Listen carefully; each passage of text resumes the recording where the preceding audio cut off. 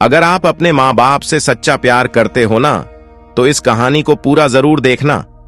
और अगर अंदर से एक आवाज आई तो यह कहानी अपने दोस्तों को जरूर शेयर कर देना, जो जिद करते हैं खुद से अपनी सफलता के लिए नहीं, अपने माँ बाप से अपने शौक पूरे करने के लिए। एक लड़के ने अपने पिता से कहा, पापा मुझे नया मोबाइल चाहिए। पिता ने कहा, बेटा अभी कुछ वक्त रुक जा, फिर तुझे एक नया मोबाइल दिला दूंगा। बेटे ने कहा, आपके पास मेरे लिए कभी पैसे नहीं होते हैं, मेरे सब दोस्त अच्छे रहते हैं, किसी के पास कोई कमी नहीं है, केवल मेरे पास ही हर चीज की कमी होती है। आपको बच्चे पैदा करना बेहद आसान है, लेकिन उन्हें पालना बेहद मुश्किल।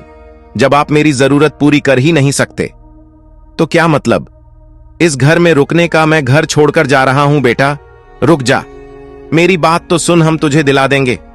माता और पिता ने बेटे को रोकने और समझने की काफी कोशिश की, लेकिन वो नहीं रुका।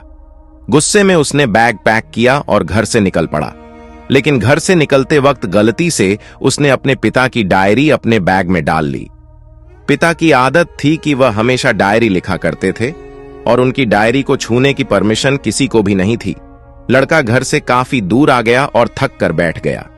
जब उसने वो डायरी देखा तो उसने सोचा, आखिर मिल ही गया, खजाना आज पता चल जाएगा कि मेरे पिताजी ने कहां कहां दौलत छुपा रखी है और उन्हें किन किन लोगों से पैसे लेने हैं, और सारा का सारा लेखा जोखा आज मुझे मिल जाएगा। बेटे को लगा इस डायरी में पिताजी की सारी लेन देन का हिसाब होगा। जैसे ही लड़के ने उस डायरी को पढ़ना शुरू किया, उसकी आंखों से आंसू बहाने लगे। डायरी की शुरुआती पन्नों में बेटे को जो बाइक दिलाई थी उसका हिसाब लिखा था, जिसकी ईएमआई पिताजी अभी तक चुका रहे थे। दूसरे पन्नों में उसके कॉलेज की फीस और एडमिशन का कर्ज लिखा था कि इन लोगों को इतने पैसे वापस देने हैं।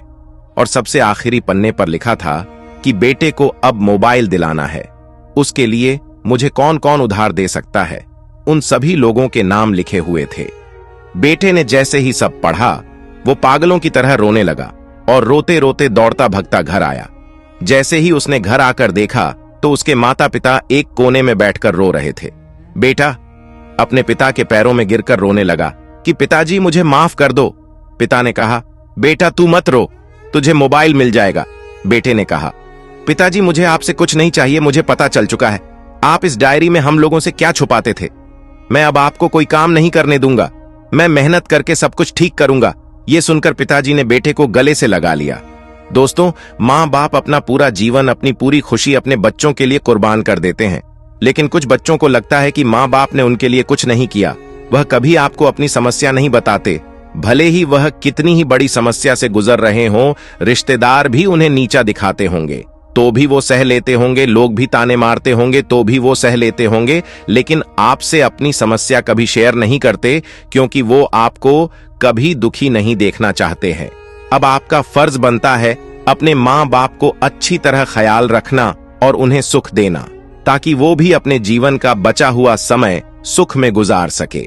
यदि आप अभी भी नींद में सोए हो तो आप जग जाइए और अपने शौक पूरे करने पर नहीं, अपना करियर बनाने पर ध्यान दीजिए, क्योंकि अगर आप अपने माँ बाप के रहते कुछ नहीं कर पाए तो बाद में आप सोने का महल भी बना लोगे ना, उसमें भी आपको नींद नहीं आएगी।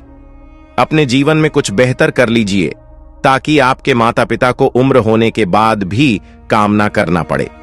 अगर कहानी अच्छी लगी तो इसे सभी के साथ शेयर कीजिए, और अगर अभी तक लाइक नहीं किए हैं तो जरूर कीजिए। धन्यवाद।